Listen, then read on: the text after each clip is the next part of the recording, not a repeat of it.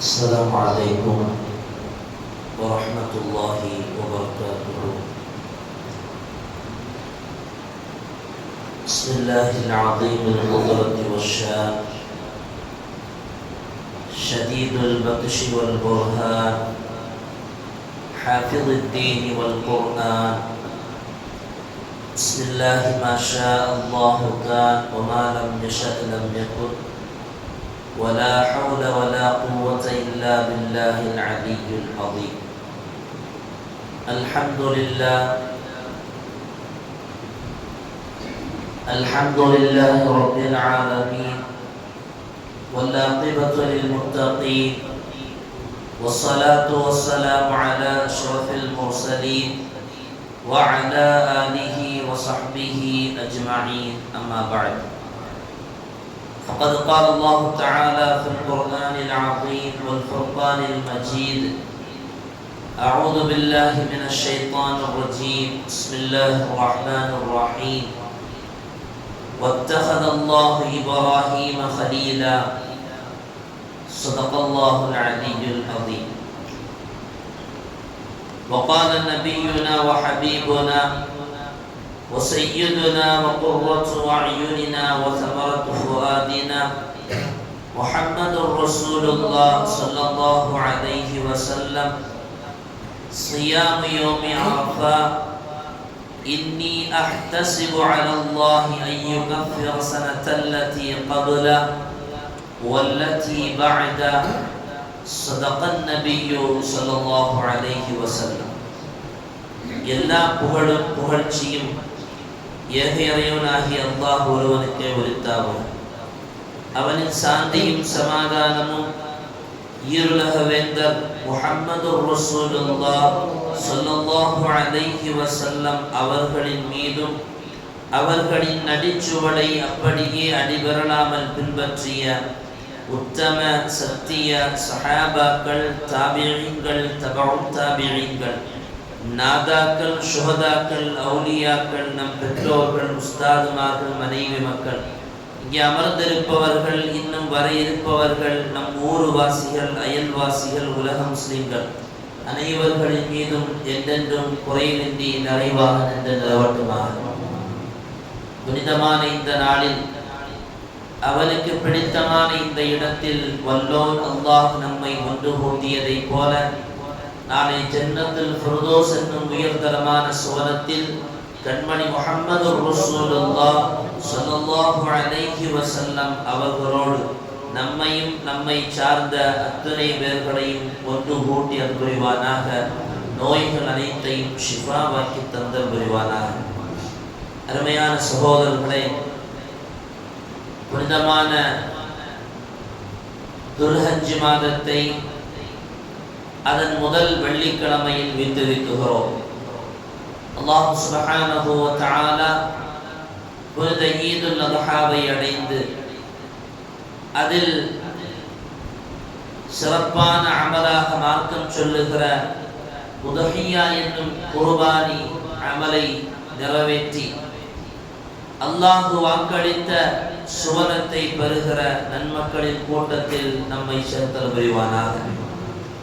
அருமையானவர்களே, உலகில் வாழும் மனித சமுதாயம் தன்னுடைய வாழ்வாதாரத்திற்காக வேண்டி பல தியாகங்களை செய்கிற ஒரு கூட்டம். உலக வாழ்க்கைக்கான தேவைகளுக்காக வேண்டி அடுத்தடுத்த தியாகங்களை சந்தித்து அந்த தியாகத்திற்கு பின்னால் ஒளிந்திருக்கும் இன்பத்தை தேடி ஒரு நிரந்தரமான வாழ்க்கையில் நாம் இருக்கிறோம் என்கிற எண்ண ஓட்டத்தில் இந்த உலகத்தில் பயணிக்கிற நாம், அரபுலக மண்ணில் சுமார் 5000 ஆண்டுகளை தொடுகிற தொலை தூரத்தில் ஒரு குடும்பம் வாழ்ந்ததையும், அந்த குடும்பத்தின் கதாநாயகரும் அந்த குடும்பமும் செய்த தியாகத்தை பற்றி இஸ்லாமிய வரலாறு சொல்லுகிறது. நமக்கெல்லாம் மிக பரிச்சயமான குடும்பம் சையதுனா இப்ராஹிம் நபி அலைஹிஸ்ஸலாம் அவர்களுடைய மனைவியும் அவர்களுடைய மகன் இஸ்மாயில் அலைஹிஸ்ஸலாம் அவர்கள். உலகத்தில் ஒரு மனிதன் தன்னுடைய தான் பெற்றெடுத்த பிள்ளையை, அதுவும் தள்ளாடுகிற வயதில் அல்லாஹ்விடத்தில் இறைஞ்சி பெற்றுக்கொண்ட ஒரு மகனை ரப்பு கேட்டபோது, நீ கொடுத்ததை நான் திரும்ப உனக்காகவே தருவதற்கு தயக்கம் என்னவென்று சொல்லி அதை அல்லாஹ்வுக்காக வேண்டி அர்ப்பணம் செய்வதற்காக முன்வந்த ஒரு குடும்பம் தான் சையதுனா இப்ராஹிம் நபி அலைஹிஸ்ஸலாம் அவர்களின் குடும்பம். நாம் பிறந்ததிலிருந்து நமக்கு விவரம் தெரிந்த காலத்திலிருந்து இதுவரையிலையும் இப்ராஹிம் நபி அலைஹிஸ்ஸலாம் அவர்களின் குடும்பத்தின் தியாகத்தை எல்லா ஜும்ஆக்களிலும், பயான் மேடைகளிலும், புத்தகங்களிலும் படித்திருப்போம், கேட்டிருப்போம். ஆனால் உளப்பூர்வமாக அந்த நிகழ்வை உள்ளத்தில் கொண்டு வரும்போதுதான் இப்ராஹிம் நபி அலைஹிஸ்ஸலாம் அவர்களும் அவர்களுடைய குடும்பமும் செய்த தியாகத்தின் மதிப்பை நம்மால் புரிந்து கொள்ள முடியும். வெறுமனை வார்த்தைகளில் பேசினால் மட்டுமல்ல இப்ராஹிம் நபியினுடைய தியாகத்தை புரிந்து கொள்வது. அருமையானவர்களே, தான் பெற்றெடுத்த குழந்தையையும் மனைவியையும், தான் கரம் பிடித்த மனைவியையும் யாரும் இல்லாத ஒரு பூமியில் கொண்டு போய் விட்டு வந்தார்கள் என்றால் அவர்களுடைய ஈமானிய உறுதி அது அவ்வளவு சாதாரணமாக நம்மால் இடை போட்டுவிட முடியாது. சையதுனா இப்ராஹிம் நபி அலைஹிஸ்ஸலாம் அவர்களுடைய உறுதியான நம்பிக்கை, ரப்பின் மீது அவர்கள் வைத்திருந்த அசைக்க முடியாத இறை நம்பிக்கைக்கு சொந்தக்காரர்கள் சையதுனா இப்ராஹிம் நபி அலைஹிஸ்ஸலாம் அவர்கள். நமக்கெல்லாம் தெரியும், இப்ராஹிம் நபியுடைய சிறு வயதிலிருந்தே அவர்கள் ஷிர்க்குக்கு எதிராக போராடியவர்கள். நம்ரூத் ஆட்சி செய்த காலத்தில் அவர்கள் வாழ்ந்த பகுதியில் மக்கள் சூரியனையும் சந்திரனையும் வணங்கி வந்த போது, இதுதான் உங்களுடைய இறைவனா? அப்படி என்றால் மாலை ஆகும் போது நீங்கள் வணங்குகிற சூரியன் என்கிற இறைவன் காணாமல் ஆகிவிடுகிறானே, நீங்கள் சந்திரனையா வணங்குகிறீர்கள்? அப்படி என்றால் காலையாகிற பொழுது நீங்கள் வணங்குகிற சந்திரன் என்கிற இறைவன் காணாமல் போகிறானே என்று இப்ராஹிம் நபி அந்த மக்களுடைய புத்திக்கு உரைக்கும் வண்ணம் அவர்களுடைய தாவத்து பணியை தொடர்ந்து கொண்டே இருந்தார். குர்ஆனில் ஒரு செய்தி நமக்கு தெரியும். இப்ராஹிம் நபியினுடைய தந்தை இப்ராஹிம் நபியை ஏற்றுக்கொள்ளவில்லை. எனவே இப்ராஹிம் நபியினுடைய தந்தைக்கு நீங்கள் துஆ செய்ய வேண்டாம் என்று ரப்பு சொல்வதாக ஒரு ஆயத்தை நாம் படிப்பதுண்டு. அருமையானவர்களே, பொதுவாக அரபியில் தந்தை என்ற வார்த்தை பெரிய தந்தைக்கும் சிறிய தந்தைக்கும் சொல்லுகிற வழக்கம் உண்டு. குர்ஆனில் சொல்லப்படுகிற இப்ராஹிம் நபியுடைய தந்தை என்று சொல்பவர்கள் இப்ராஹிம் நபியுடைய யதார்த்தமான தந்தை அல்ல, இப்ராஹிம் நபியுடைய சிறிய தந்தை. இப்ராஹிம் நபியுடைய தந்தை தாரஸ், அவர்களை பற்றி விதாயா வன் நிஹாயா என்கிற உலக பிரசித்தி பெற்ற அல்லாமா இப்னு கதீர் ரஹிமஹுல்லாஹ் அவர்கள் வரலாற்றை தொகுத்தெழுதுகிறார்கள். இப்ராஹிம் நபியுடைய தந்தை அவர்கள் முஸ்லிம். இப்ராஹிம் நபியுடைய சிறிய தந்தையை பற்றி தான் இஸ்லாம் பேசுகிறது, அவர் காஃபிர் என்று சொல்லி. அது மிக தெளிவான உறுதியான கொள்கையோடு நாம் இருக்க வேண்டும். இப்ராஹிம் நபி அலைஹிஸ்ஸலாம் அவர்கள் இப்படி அவர்கள் வாழ்ந்த பகுதியில் இணை வைப்பிற்கு மக்கள் முறைப்பு காட்டிய போது அதையெல்லாம் தவிர்த்து வாழ வேண்டும் என்று அவர்களுடைய புத்திக்கு உரைக்கும் வண்ணமாக தங்களுடைய தாவத்து பணிகளை எடுத்து தொடர்ந்து செய்து கொண்டே வந்தார்கள். ஒரு கட்டத்தில் இப்ராஹிம் நபியருடைய அந்த தாவத்து பணிக்கு முன் அவர்களை எதிர்க்க முடியாத ஒரு சூழல் வந்தபோது நம்ரூத் ஒரு பெரிய தீக்குண்டத்தை ஏற்பாடு செய்தார். குர்ஆன் சொல்லுகிற செய்தி அல்லவா? இப்ராஹிம் நபிக்காக வேண்டி ஒரு பெரிய தீக்குண்டத்தை தயார் செய்த நம்ரூத் அந்த நெருப்பு குண்டத்திற்கு பக்கத்தில் போக முடியாத அளவுக்கு கடுமையான சூட்டை தருகிற நெருப்பு குண்டாக இருந்தது. எனவே புதிதாக ஒரு இயந்திரத்தை தயாரித்தார். அந்த இயந்திரத்தில் வைக்கப்பட்ட இப்ராஹிம் நபி அதிலிருந்து அந்த இயந்திரம் இயக்கப்படுகிற பொழுது பாய்ந்து போய் அந்த தீக்குண்டத்திற்குள்ளால் விழுகிற வண்ணத்தில் அந்த இயந்திரத்தை தயாரித்தான் நம்ரூத். அதில் வைக்கப்பட்டார்கள் இப்ராஹிம் நபி, எடுத்து எறியப்பட்டார்கள். அவர்கள் அந்த நெருப்பு குண்டத்திற்குள்ளால் போகிற பொழுது சையதுனா ஜிப்ரீல் அலைஹிஸ்ஸலாம் அவர்கள் வந்து நின்று கேட்டார்கள், யா இப்ராஹிம் அலக ஹாஜத்து, உங்களுக்கு ஏதாவது தேவை இருக்குதா? ஒரு இக்கட்டான நிலைமையில நம்ம மாட்டி இருக்கும் போது யாராவது நமக்கு உதவ மாட்டார்களா என்பதல்லவா மனித இயல்பு. அதே மனித இயல்பை கொண்ட சையதுனா இப்ராஹிம் நபி அலைஹிஸ்ஸலாம் அவர்கள் ஒரு பெரிய நெருப்பு குண்டத்திற்குள்ளால் பக்கத்தில் கூட போக முடியாத அளவிற்கு தீச்சோலைகள் எரிந்து கொண்டிருக்கும். அப்படியே அந்த நெருப்பு குண்டத்தை பார்க்கிறார்கள் இப்ராஹிம் நபி. இடத்திற்கு வந்த ஜிப்ரீல் அலைஹிஸ்ஸலாம் அவர்கள் கேட்டார்கள், அலக ஹாஜத்துன் யா இப்ராஹிம், ஏதாவது தேவை இருக்குதா? நம்ம பாசையில சொல்றதா இப்ராஹிம் நபி பறந்துகிட்டு இருக்கிறாங்க. ஜிப்ரீல் அலைஹிஸ்ஸலாம் அவர்கள் வந்து கேட்கிறார்கள், ஏதாவது தேவை இருக்குதா? இப்ராஹிம் நபி திரும்ப கேட்டார்களா, அமா இலைக்க, உங்கள்கிட்ட ஏதாவது எனக்கு தேவையா? உங்கள்கிட்டயா தேவைன்னு கேட்கிறீங்க? ஃபலா, உங்கள்கிட்ட எந்த விதமான தேவையும் எனக்கு இல்லை. அப்ப இப்ராஹிம் நபியிடத்தில் ஜிப்ரீல் அலைஹிஸ்ஸலாம் சொன்னார்கள், ஃபஸல் யா இப்ராஹிம், நீங்க உங்க ரப்பிட்ட கேளுங்கன்னு சொன்னபோது இப்ராஹிம் நபி சொன்ன வார்த்தை உலகத்தில் அத்துணை மூமின்களும் சிந்திக்க வேண்டிய வார்த்தை. நாமெல்லாம் வெறுமனை வாயளவில் சொல்லுகிறோம். இப்ராஹிம் நபி உள்ளத்தின் அடித்தட்டிலிருந்து பேசினார்கள். ஹஸ்பி மின் சுஆலி இல்முஹு பிஹாலி, என் ரப்புக்கு என்னை பற்றி தெரியும், என் ரப்புக்கு எனக்கு எப்போது உதவ வேண்டும் என்பது தெரியும், என் ரப்பு நான் என்ன செய்கிறேன், எந்த சித்திரவதையில் ஆளாக்கப்பட்டிருக்கிறேன், என் நிலைமை என்னவென்பதை பிஹாலி, என் நிலை என்னவென்பதை என் ரப்பு அறிவான். நான் சொல்லாமல் எனக்கு உதவி செய்யும் இடத்தில் அவன் இருக்கிறான் என்று சையதுனா இப்ராஹிம் நபி அலைஹிஸ்ஸலாம் அவர்கள் நெருப்பு குண்டத்தில் எடுத்து எறியப்படுகிற போது பேசிய வார்த்தை என்றால், அசைக்க முடியாத ஈமானுக்கு சொந்தக்காரர்கள் சையதுனா இப்ராஹிம் நபி அலைஹிஸ்ஸலாம் அவர்கள். எனவே தான் இன்று வரையிலையும் வரலாறு அவர்களை பற்றி பேசுகிறது. இந்த ஈமானுக்கு சொந்தக்காரர்களாக நாமும் மாற வேண்டும். இது போன்ற பள்ளிகள் அமர்ந்திருக்கிற போது மாத்திரமல்ல, அல்லது ஒரு கட்டத்தில் ரப்பு நமக்கு உதவி செய்கிற போது மாத்திரமல்ல, அல்லது இக்கட்டான நிலைமையில் மாற்றிருக்கும் போது மாத்திரமல்ல, நாம் சந்தோஷமாக இருக்கிற நேரத்திலும் என் ரப்பு எனக்கு உதவுவான் என்கிற உறுதியான ஈமான் நமக்கு வேண்டும். அந்த உறுதியான ஈமானை தான் சையதுனா இப்ராஹிம் நபி அலைஹிஸ்ஸலாம் அவருடைய வரலாறிலிருந்து அல்லாஹ் நமக்கு சொல்லித் தருகிறார். இப்ராஹிம் நபி ரப்பின் மீது வைத்திருந்த அளவு கடந்த பாசம், இப்ராஹிம் நபி அவர்கள் வைத்திருந்த அளவு கடந்த பாசம். இப்ராஹிம் நபிக்கு கலீலுல்லாஹ் என்று பெயர், அப்படிதானே? அல்லாஹ்வுடைய நேசர் என்று பெயர். மூசா நபி அலைஹிஸ்ஸலாம் அவர்களுக்கு கலீமுல்லாஹ் என்று பெயர். ஈசா நபி அலைஹிஸ்ஸலாம் அவர்களுக்கு அல்லாஹ்வுடைய கலிமத் என்று பெயர். இப்படி ஒவ்வொரு நபிக்கும் அல்லாஹ் ஒவ்வொரு பட்டத்தை கொடுத்திருந்தார். இப்ராஹிம் நபி அவர்களுக்கு அல்லாஹ் கலீலுல்லாஹ் என்ற பெயரை கொடுத்திருந்தார். இப்ராஹிம் நபிக்கு கலீலுல்லாஹ் என்று பெயர் வருவதற்கான காரணம் என்ன? மலக்கு, அல்லாஹ் மனித உருவத்தில் ஒரு மலக்கை அனுப்பினான். நமக்கு இப்ராஹிம் நபியினுடைய அந்த தியாகங்கள் மட்டும்தான் தெரியும். ஆனால் இப்ராஹிம் நபியுடைய இன்னொரு பக்கம் என்ன தெரியுமா? பெரிய செல்வந்தர் இப்ராஹிம் நபி அலைஹிஸ்ஸலாம் அவர்கள். பெரிய ஆட்டு மந்தையை வைத்திருந்தார்கள். பொருளாதார அதிபதியாக இருந்தார்கள் இப்ராஹிம் நபி அலைஹிஸ்ஸலாம் அவர்கள். அவர்களை போல அரபுலக மண்ணில் விருந்தோபசரம் செய்பவர்கள் யாரும் இல்லை. உலகத்தில் மலக்குகளுக்கு விருந்தோபம் செய்தவர்கள் இப்ராஹிம் நபி அலைஹிஸ்ஸலாம் அவர்கள். ஒரு மலக்கு வர்றார். இப்ராஹிம் நபி தன்னுடைய ஆட்டு மந்தையோடு உட்கார்ந்து இருக்கும் போது வந்த மலக்கு சொன்னார்கள், சுப்பூஹன் குத்தூசுன் ரப்புல் மலாயிகத்து வர்ரூஹ். அல்லாஹ்வை புகழ்ந்த இந்த தஸ்பீஹை இப்ராஹிம் நபியை பார்த்து ஓதுகிறார். இதை கேட்ட இப்ராஹிம் நபிக்கு அப்படியே மை சிலிர்த்து விட்டது.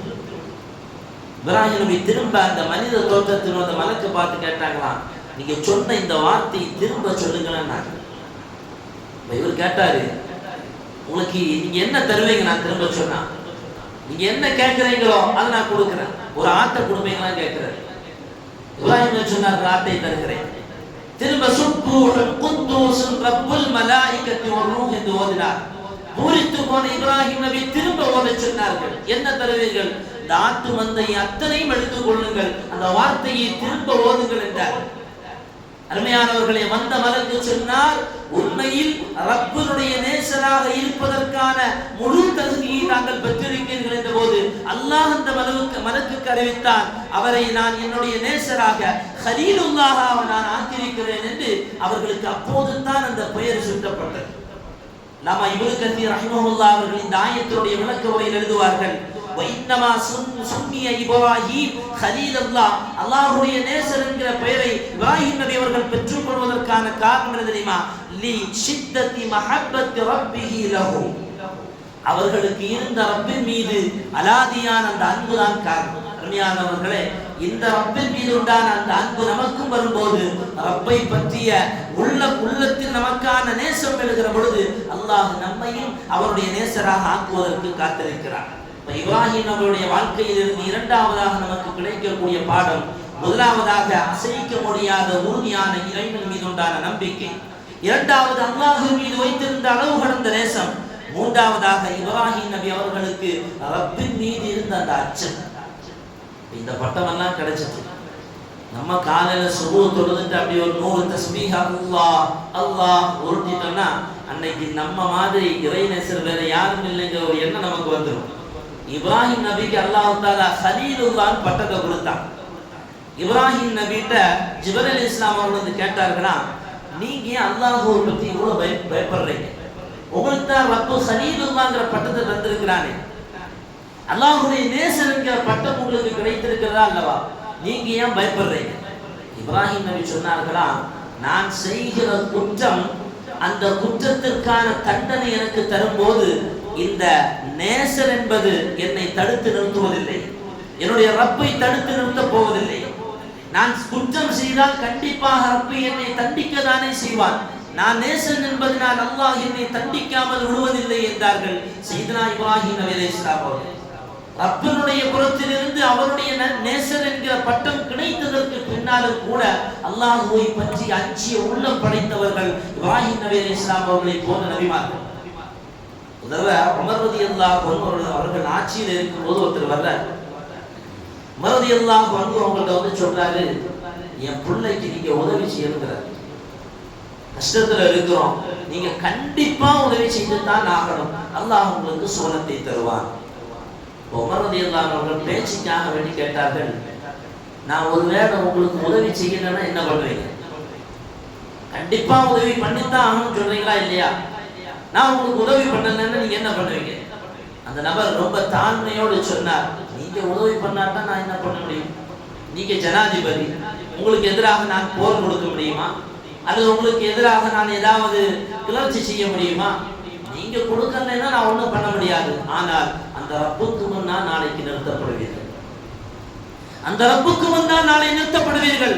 உனக்கு முன்னால் ஒரு ஏழை வந்து கரம் உயர்த்திய போது அவனுக்கு நீ பதில் கொடுக்கவில்லை அல்லவா, எந்த ரப்புக்கு முன்னால் நிறுத்தப்படுவீர்கள் என்று சொன்னபோது சையதுனா உமர் ரலியல்லாஹு அன்ஹு அவர்கள் தேம்பி அழ ஆரம்பித்தார்.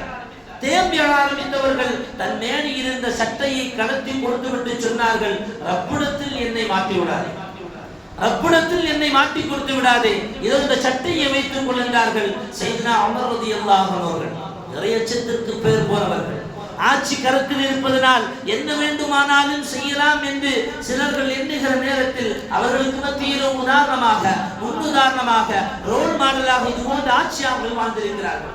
அந்த இறையச்சம் இப்ராஹிம் நபியை போன்ற ஈமான் படைத்த உள்ளங்கள் இருந்ததை போல அந்த உறுதியான ஈமான் நமக்கு வேண்டும். இந்த உறுதியான ஈமான் இல்லையே, இந்த உறுதியான ஈமான் நமக்கு இல்லாமல் போனதே. அருமையான சகோதரர்களே, ஒரு தாபியை பற்றி சொல்லுகிறார்கள் வரலாற்று. ஒரு இறைநேச செல்வரான தாபியை பற்றி சொல்லுவார்கள். அவர்கள் சொல்லுகிறார்கள், நான் ரப்பின் மீது வைத்திருந்த அளவு கடந்த ஈமான் என்னை ஒருபோதும் அது சங்கடப்படுத்தியதில்லை. அதற்கு 3 ஆயத்துகள் காரணம். 3 ஆயத்துகளை அவர் ஓதுவார். அதில் முதலாவதாக அவர் சொல்லும் போது அல்லாஹ் சுப்ஹானஹு வ தஆலா குர்ஆனில் சொல்லுகிறான், ஃபதுகுரூனி அதுகுருக்கும் வஷ்குரூனி வலா தக்ஃபுரு. ஃபதுகுரூனி, என்னை நீ நினைத்துப் பார், என்னை நினைத்துப் பார், அதுகுருக்கும், உன்னை நான் நினைத்துப் பார்ப்பேன். ஒரு முதலாளி நம்மை இல்லாத நேரத்தில் சக தொழிலாளியோடு நம்மை பற்றி நம் பெயரை சொல்லி பேசினால் அந்த செய்தி நம் காதுக்கு வந்தால் எவ்வளவு குளிர்ச்சியாக இருக்கும், எவ்வளவு இன்பமாக இருக்கும். அப்ப சொல்லுகிறான், ஃபதுகுரூனி அதுகுருக்கும் வஷ்குரூனி வலா தக்ஃபுரூன், என்னை நீ நினைத்து பார், அப்படி நினைத்து பார்த்தால் உன்னை கண்டிப்பாக நினைத்து பார்ப்பேன். வஷ்குரூனி, எனக்கு நீ நன்றி செலுத்து, ஒருபோதும் நீ மாறு செய்யாதே. அந்த ஆயத்தை இறக்கியதற்கு பின்னால், அந்த ஆயத்தை கேள்விப்பட்டதற்கு பிறகு என் வாழ்வில் நான் ரப்பை நினைக்காத நேரமில்லை. அடுத்த ஒரு ஆயத்தை சொல்லுகிறார், வமா மின் தாப்பத்தின் ஃபில் அர்தி இல்லா அலல்லாஹி ரிஸ்குஹா. அல்லாஹ் குர்ஆனில் சொல்லுகிறான், உலகத்தில் வாழுகிற ஊர்வன பரப்பன அத்துணை உயிரினங்களுக்குமான உணவு ஆதாயங்கள், பொருளாதாரங்கள் அத்துணை என் மீது உள்ளது, அதை நான் தான் தீர்மானிக்கிறேன் என்று ரப்பு சொன்ன அந்த ஆயத்தை நான் ஓதியதற்கு பிறகு, கேள்விப்பட்டதற்கு பிறகு ரப்பை பற்றிய ரிஸ்க் விஷயத்தில் நான் கவலைப்பட்டதே இல்லை. இப்படி இரண்டு விஷயங்களை சொன்ன அவர் மூன்றாவதாக சொல்லுகிறார், என் இறைவன் என்னுடைய கஷ்டங்களை அவன்தான் போக்குவான் என்று குர்ஆனில் சொல்கிறான். வய்யம்சஸ்கல்லாஹு பிதுர்ரின் ஃபலா காஷிஃபலஹு. ரப்பு கொடுப்பதை தடுப்பவன் இல்லை, ரப்பு தடுப்பதை கொடுப்பவன் இல்லை என்ற ஆயத்தை நான் கேள்விப்பட்டேன். என் வாழ்வில் உறுதி எடுத்தேன். ரப்பு எதை தர வேண்டும் என்று நினைக்கிறானோ அதை தருவான், ரப்பு எதை தர வேண்டாம் என்று நினைக்கிறானோ அதை கொடுப்பதற்கு யாரும் இல்லை. இந்த மூன்றையும் நான் கடைபிடித்து வாழ்ந்தேன், என் வாழ்வில் நான் விமோசனத்தை பெற்றேன் என்கிறார். அருமையான சகோதரர்களை, இதைத்தான் இப்ராஹிம் நபி அலைஹிஸ்ஸலாம் அவர்கள் சொல்கிறார்கள். ஈமானிய உறுதி, அல்லாஹ் மீது வைத்திருந்த அளவு கடந்த மஹப்பத், அல்லாஹ் மீது வைத்திருந்த அளப்பரிய அச்சம் அவர்களை இந்த அளவுக்கு பேச வைக்கிறது. இன்னொரு செய்தி தெரியுமா? இப்ராஹிம் நபி அலைஹிஸ்ஸலாம் அவருடைய தியாகம், உலகத்தில் தன்னுடைய மகனை அல்லாஹ்வுக்காக வேண்டி தியாகம் செய்வதல்ல, அறுத்து பலி கொடுப்பதற்கு முன்வந்தவர். இப்ராஹிம் நபி அலைஹிஸ்ஸலாம் அவர்களை பற்றி இப்னு கத்தீர் ரஹ்மத்துல்லாஹி அவர்கள் எழுதுகிறார்கள், யாரும் இல்லாத பூமியில் லைஸ ஃபீஹா இன்சுன் வலா ஷையுன், மனுஷனும் இல்லை ஒண்ணும் இல்லாத ஒரு வனாந்தர பூமியில கொண்டு போய் இப்ராஹிம் நபி அலைஹிஸ்ஸலாம் அவர்கள் ஹாஜரா அலைஹிஸ்ஸலாம் அவர்களை கொண்டு விட்ட போது இப்ராஹிம் நபியை பார்த்தவர்கள் கேட்டார்களாம், யா இப்ராஹிம் ஐன ததுஹபு, எங்க போறீங்க? யாரும் இல்லாத இந்த பூமியில எங்களை கொண்டு வந்து விட்டுட்டு எங்க போறீங்க? இப்ராஹிம் நபி ஒண்ணுமே பதில் சொல்லல, பின்னாலேயே போனாங்களாம்.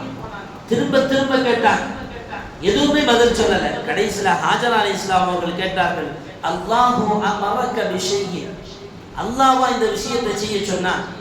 இப்ராஹிம் நபி திரும்பி பார்க்காம அப்படியே பதில் சொல்லுகிறார்கள், ரப்பு தான் உங்களை இங்க கொண்டு விட சொன்னான். அப்படின்னா நீங்க கிளம்புங்க, அப்படின்னா நீங்க திரும்ப போங்க, எங்களை திரும்பி பார்க்க வேண்டிய தேவையில்லை. ஹாஜரா அலைஹிஸ்ஸலாமுடைய ஈமான், பச்சிடம் குழந்தையை கையில் வைத்திருந்தவர்கள் ஏன் இங்கே கொண்டு வந்து விட்டார்கள் என்பது ஒரு பெரிய வரலாறு. அங்கே கொண்டு வந்து விட்டதற்கு பிறகு இப்ராஹிம் நபி அலைஹிஸ்ஸலாம் அவர்கள் போனதற்கு பின்னால் தாகம் தன்னுடைய கையில் இருந்த பேரித்த பழம் தோல் பையையும் ஒரு பையில் வைத்திருந்த நீரையும் சையதுனா ஹாஜரா அலைஹிஸ்ஸலாம் அவர்கள் குடித்து முடிக்கிறார்கள். தின்று முடித்ததற்கு பின்னால் கடுமையான தாகம் ஏற்பட்ட போதுதான் ஹாஜரா அலைஹிஸ்ஸலாம் அவர்கள் ஜம்சம் நீர் எங்கே ஊற்றெடுத்தது அதற்கு பக்கத்தில் இஸ்மாயில் நபி அலைஹிஸ்ஸலாம் அவர்களை வைத்துவிட்டு சஃபாவுக்கும் மர்வாவுக்கும் இடையில் தொக்கோட்டம் 7 முறை ஓடுகிறார்கள். மலைக்கு மேல் ஏறி நின்று கேட்கிறார்கள், உதவுபவர்கள் யாராவது உண்டா? எங்களுக்கு உதவி செய்பவர்கள் யாராவது உண்டா? அங்கும் இங்கும் ஓடுகிறார்கள், யாரும் இல்லை. ஒரு கட்டத்தில் ரப்பருடைய புறத்திலிருந்து வந்த மலக்கு சையதுனா இஸ்மாயில் நபி அலைஹிஸ்ஸலாமுடைய பாதத்திற்கு பக்கத்தில் வந்து அந்த இடத்தில் அடிக்கிறார்கள். ஒரு அறிவிப்பில் தோண்டுகிறார்கள் என்று வருகிறது. இப்ராஹிம் நபி அலைஹிஸ்ஸலாம் அவர்களுடைய அந்த கால் வைத்திருந்த பகுதியிலிருந்து ஜம்சம் ஊற்றெடுக்கிறது. பெருக்கெடுத்து வந்த அந்த வெள்ளம், ஸல்லல்லாஹு அலைஹி வஸல்லம் அவர்கள் சொல்லுவார்கள், அன்றைக்கு மட்டும் ஹாஜரா அலைஹிஸ்ஸலாம் அவர்கள் ஜம்சம் போதும் சொல்லாம இருந்திருந்தாங்கன்னா இன்னைக்கு அது ஒரு பெரிய நதியாக அல்லாஹ் மாற்றியிருப்பார். ஜம்சமை வெறும் கிணற்றோடு நிறுத்தி விடாமல் ரப்பு ஒரு நதியாக மாற்றியிருப்பான். அன்றைக்கு ஹாஜரா அலைஹிஸ்ஸலாம் அவர்கள் போதும் என்று சொன்னார்கள். என்ன நடந்தது? அதற்கு பின்னால் ஹாஜரா அலைஹிஸ்ஸலாம் அவர்கள் நினைத்தார்கள், யா அல்லாஹ், தனிமையாக இருக்கக்கூடிய இந்த பகுதியில் எங்களோடு ஒட்டி உறவாடி வாடுகிற ஒரு குடும்பத்தை கொண்டு வந்து சேர்ந்த போது அல்லாஹ் ஜுர்ஹும் என்கிற கோத்திரத்தை யமன் தேசத்திலிருந்து கிளம்ப செய்து அவர்களோடு வந்து வாடச் செய்கிறார். ஒரு நீண்ட வரலாறு. அவர்கள் வருகிறார்கள். அதற்கு முன்னால் வந்த போது அந்த பகுதியில் தண்ணீர் ஒன்றும் இல்லாத பகுதியாக இருந்தது. எப்படி தண்ணீர் வந்தது என்று தேடி வந்தது ஜுர்ஹும் கோத்திரம். அவர்களோடு வாடுகிறார்கள். அந்த கோத்திரம் அரபுலகத்தை சார்ந்தது.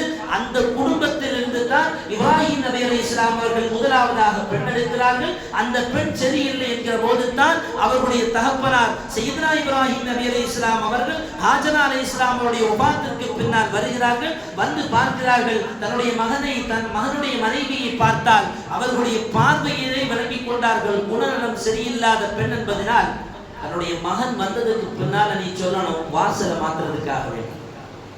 இப்ராஹிம் நபி வந்துட்டு போயிட்டாங்க. இஸ்மாயில் நபி வெளியில் போனவர்கள் வருகிறார்கள். யாரோ வந்து போனதை போல தெரிகிறது. யார் வந்தா? இன்ன அடையாளத்தை சொன்ன போது இஸ்மாயில் நபி புரிந்து கொண்டார்கள், என் தகப்பனார் தான் வந்து போயிருக்கிறார்கள். என்ன தகவலை சொன்னார்? வாசல் படியை மாற்ற சொன்னார். என் தந்தை சொன்ன செய்தி என்ன தெரியுமா? உன்னை மாற்றுவதற்கு. உடனே தலாக்கை கொடுத்தார்கள். அதற்கு பிறகு திரும்பவும் ஜுர்ஹும் என்கிற கோத்திரத்திலிருந்து இப்ராஹிம் நபி அலைஹிஸ்ஸலாம் அவர்களுடைய மருமகளாக இஸ்மாயில் நபி அலைஹிஸ்ஸலாம் அவர்கள் புதிதாக ஒரு பெண்ணை திருமணம் முடிக்கிறார்கள். அவருடைய வாழ்க்கை அப்படியே கழிகிறது. அதற்கு பிறகு வந்தவர்கள் தான் இப்ராஹிம் நபி அலைஹிஸ்ஸலாம் அவர்கள். திரும்பவும் வந்ததற்கு பிறகு நலம் விசாரித்து விட்டு சொன்னார்கள் இஸ்மாயில் நபியை பார்த்து, என் அருமை மகனே, அல்லாஹ் ஒரு செய்தியை சொல்லியிருக்கிறார், கஅபத்துல்லாவை கட்டுவதற்கு என்னோடு நீ ஒத்துழைப்பு வழங்க வேண்டும். சையதுனா இப்ராஹிம் நபி அலைஹிஸ்ஸலாம் அவர்களோடு இஸ்மாயில் நபி அலைஹிஸ்ஸலாம் அவர்கள் கஅபத்துல்லாவை கட்ட ஆரம்பித்தார்கள். அருமையான சகோதரர்களை, நீண்ட வரலாறு என்பதால் நான் சுருக்கமாக சொல்லி முடிவுக்கு வருகிறேன். அல்லாஹ்வுடைய கட்டளையை ஏற்று அவனுக்காக வேண்டியே தன்னை தியாகம் செய்து தன்னை மட்டுமல்லாமல் தன்னுடைய குடும்பத்தையும் அதற்காக வேண்டி அர்ப்பணித்தவர்கள் இப்ராஹிம் நபி அலைஹிஸ்ஸலாம் அவர்களுக்கு நாம் செய்ய வேண்டிய நன்றி கடன் தெரியுமா? அவருடைய மகனை அறுப்பதற்காக முன்வந்த போது அல்லாஹ் ஆற்றை கொடுத்து தியாகத்தின் நினைவாக அல்லாஹ் அந்த நாளை ஆக்கினானே, அந்த நாளில் அல்லாஹுக்காக வேண்டிய ஆட்டை அறுத்து பலி கொடுப்பதற்கு நாம் முன்வர வேண்டும். அதற்கு சக்தி பெற்றவர்கள் ஆட்டை அறுத்து அல்லாஹுக்காக வேண்டி குர்பானி கொடுக்க வேண்டும். ஸல்லல்லாஹு அலைஹி வஸல்லம் அவர்களின் ஒரு ஹதீஸ், யாருக்கு உதுஹியா கொடுப்பதற்கான தகுதி இருக்குதோ, வசதி இருக்குதோ, அப்படி இருந்தும் யார் உதுஹியா கொடுக்காமல் இருக்கிறார்களோ அவர்கள் தங்களுடைய அந்த முஸல்லாவை பெருநாள் அன்று தொட வர வேண்டாம் என்றார்கள் முஹம்மது ரசூலுல்லாஹ் ஸல்லல்லாஹு அலைஹி வஸல்லம். அதுக்கு தகுதியானவங்க யாரு? உதுஹியா கொடுப்பதற்கு தகுதியானவர்கள் யாரு? இஸ்லாம் சொல்லுகிறது, அன்றைய தினம் தன்னுடைய செலவும் தன்னுடைய குடும்பத்திற்கான செலவும் போக ஒரு பிராணியை அறுத்து கொடுப்பதற்கான வசதி யாருக்கு இருக்குமோ அவர்கள் உதுஹியாவை கொடுக்க வேண்டும். இந்த உதுஹியாவை கொடுக்கும் போது ரொம்ப கவனத்தோடு கொடுக்கணும். சமீபத்தில் ஒரு பயான் கேட்க முடிஞ்சு, ஒரு 3 வாலிபர்கள் சேர்ந்து ஒரு பெரிய காட்டில் உள்ள மாடை எடுத்துட்டு வந்து விலைக்கு வாங்கிட்டு வந்து உதுஹியா கொடுத்துருக்கிறாங்க. அப்ப அந்த ஆலிமும் வந்து உதுஹியாவுக்காக வேண்டி எல்லா ஏற்பாடும் செய்து கொடுத்துட்டாங்க. பிறகு விசாரிச்ச பிறகுதான் தெரியுது, போட்டிக்காக வேண்டி கொடுக்கப்பட்ட உதுஹியா. என்னோட சேர்ந்த என் வயசு ஒத்த நண்பர்கள் எல்லாம் உதுஹியா கொடுக்குறாங்க, அதனால நானும் உதுஹியா கொடுக்கணும்னு சொல்லி தன்னுடைய தாய் தகப்பனை கஷ்டப்படுத்தி பணத்தை வாங்கி கொண்டு வந்து எங்கேயோ காட்டில் உள்ள ஒரு மாட்டை பிடிச்சிட்டு வந்து அதை அறுத்து பலி கொடுத்திருக்கிறார்கள். இது வல்ல உதுஹியா. அல்லாஹுக்காக வேண்டி கொடுக்க வேண்டும், ரப்புக்காக வேண்டி உதுஹியா கொடுக்க வேண்டும். அப்படி உதுஹியா கொடுக்கிற நம்முடைய பணம் அது வீணாகாமல் இருக்க வேண்டுமானால் சட்டம் தெரிந்தவர்களிடத்தில் அதை கொடுத்து அவர்களோடு நின்று ஒத்துழைத்து அந்த உதுஹியா அவருடைய பிராணியை அறுத்து அது சரியான முறையில் பங்கு வைத்து ரப்புக்கு முன்னால் நன்மை கிடைக்க வேண்டும் என்கிற ஒரே எண்ணத்தோடு அந்த உதுஹியாவை கொடுக்க வேண்டும். அப்ப என்ன செய்யணும்? கூட்டு குர்பானி சேர்றதுல பிரச்சனை இல்லை, நியாயமான முறையில் கூட்டு குர்பானி சேரும். இன்னைக்கு 1600 ரூபாய்க்கெல்லாம் கூட்டு குர்பானி கொடுக்கலாம். இன்னைக்கு கரிய ஒரு கிலோ 1000 ரூபாய், 1600 ரூபாய்க்கு கூட்டு குர்பானி சேரணும். சரி, அப்படிதான் சேர்ந்தாலும் ஒரு 6000 ரூபாய் 7000 ரூபாய்க்கு கூட்டு குர்பானி சேர்றோம் அப்படின்னு சொன்னா அதை பணத்தை கொடுத்துட்டு திருப்பி பார்க்காம இப்ராஹிம் நபி எப்படி ஹாஜர் அலைஹிஸ்ஸலாம் கொண்டு மக்கால விட்டு திருப்பி பார்க்காம போறாங்களோ அது மாதிரி ஒரு நட அந்த பக்கம் திருப்பி பார்க்கறதே இல்லை. அது என்ன ஆச்சுது? யாரு கொடுத்தா, யாருக்கு கொடுக்கப்பட்டது? உதுஹியா கொடுக்கும் போது அதுல ஒரு பங்கை எடுத்து முதல்ல தங்களுடைய குடும்பத்துக்கு கொடுக்க வேண்டும். அது மிக முக்கியமான ஒரு விஷயம். அந்த பங்கு 7 பங்கு சேரும் போது அந்த 7 பங்குல எந்த மாற்றம் நம்ம பங்கு இருக்கு என்பதை தெரிந்து வைத்துக் கொள்ள வேண்டும். அது தெரிய வேண்டியது கடமை. அந்த பங்கு யாருக்கெல்லாம் கொடுக்கப்பட்டது என்பது தெரிய வேண்டும். தோல் யாருக்கு கொடுக்கப்பட்டது என்பதை விளங்க வேண்டும். அந்த தோல் கூலியாக அறுப்பவனுக்கு கொடுக்க கூடாது. இதுவெல்லாம் இஸ்லாம் சொல்லுகிற ஷரியத்தினுடைய சட்டம். இதையெல்லாம் கவனிக்காமல் உதுஹியா கொடுத்தால் அந்த உதுஹியாவுக்கு அல்லாஹ்விடத்தில் எந்த பிரயோஜனம் இல்லாமல் போகும். இதுல இன்னொரு முக்கியமான கவனிக்க வேண்டிய ஒரு தகவல், ஒருபோதும் உதுஹியா கொடுக்கப்படுகிற பிராணியினுடைய இறைச்சியை முஸ்லிம் அல்லாதவர்களுக்கு கொடுப்பதற்கு மார்க்கத்தில் அனுமதி. முஸ்லிமானவர்களுக்கு தான் கொடுக்க வேண்டும். என்ன காரணம்? அல்லாஹுக்காக வேண்டி அறுக்கப்படுகிற பிராணி, அதை முஸ்லிம்களுக்கு கொடுக்க வேண்டும். எங்க வீட்டு பக்கத்துல ஒரு மாற்று மதத்தை சார்ந்த சகோதரர் இருக்கிறார்னா பிரச்சனை இல்லை, 1 கிலோ கறியை வெளியேந்து வாங்கி கொண்டு வந்து அவருக்கு தனியா கொடுக்கலாம். ஷரியத்துல எல்லாத்துக்குமே அனுமதி இருக்கு. இதையெல்லாம் மார்க்கத்தில் கவனித்து நம்முடைய பிராணிகளை கொடுக்கிற பிராணிகளுடைய விஷயத்தில் கவனத்தை செலுத்தி குர்பானி கொடுத்தால் மட்டும்தான் அந்த குர்பானி நிறைவேறும். அதே மாதிரி குர்பானி அன்னைக்கு பெருநா அன்னைக்கு மட்டுமல்ல, ஐயாமு தஷ்ரீக்குடைய 11, 12, 13 இந்த 3 நாளைக்கு குர்பானி கொடுக்கலாம். ஒரு நாள் மட்டுமல்ல குர்பானியுடைய அமல், தொடர்ந்து வருகிற ஐயாமு தஷ்ரீக்கு தக்பீர் முடிகிற அந்த மக்ரிப் வரையிலையும் குர்பானி கொடுக்கலாம். எனவே இதையெல்லாம் கவனத்தில் கொண்டு குர்பானியுடைய அமல்களை செய்வோம். அல்லாஹ் சுப்ஹானஹு வ தஆலா குர்பானி கொடுப்பதற்கான சக்தி படைத்தவர்களுக்கு குர்பானி கொடுக்கிற மனதை தந்து அல்லாஹ்வுடைய கூலியை பெறக்கூடிய நன்மக்களின் கூட்டத்தை அல்லாஹ் நம்மை சேர்ப்பானாக. அதுபோல வரக்கூடிய அரஃபா நோன்பு இன்ஷா அல்லாஹ் வெள்ளிக்கிழமை அரஃபா நோன்பு அடுத்த வாரம் 6ஆம் தேதி, 7ஆம் தேதி இன்ஷா அல்லாஹ் பெருநாள், 6ஆம் தேதி வெள்ளிக்கிழமை அரஃபா நோன்பு நோக்க வேண்டும். ஹாஜிகள் அரஃபா நிற்கும் போது அல்ல அரஃபா நோன்பு. அரஃபா என்பது அவர்கள் கூடுகிற இடம். அந்த இப்ப நாளுக்கு வேண்டுமானால் அரஃபா தினம் என்று வரலாம்.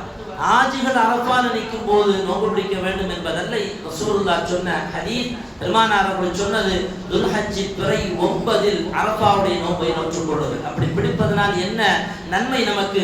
அல்லாஹ் சுப்ஹானஹு வ தஆலா ஒரு வருடத்திற்கு முன்னால் சென்ற பாவங்களையும் ஒரு வருடத்திற்கு பின்னால் வருகிற பாவங்களையும் அல்லாஹ் மன்னிக்கிறான். எனவே அந்த நோன்பையும் நாம் பிடிப்போம். அல்லாஹ் சுப்ஹானஹு வ தஆலா நன்மைகள் செய்கிற ஆர்வமுள்ள நன்மக்களாக அல்லாஹ் நம்மை ஆக்குவானாக. வஆஃபிரு தஅவானா அல்ஹம்துலில்லாஹி ரப்பில் ஆலமீன். அஸ்ஸலாமு அலைக்கும் வ ரஹ்மத்துல்லாஹி வ பரகாத்துஹு.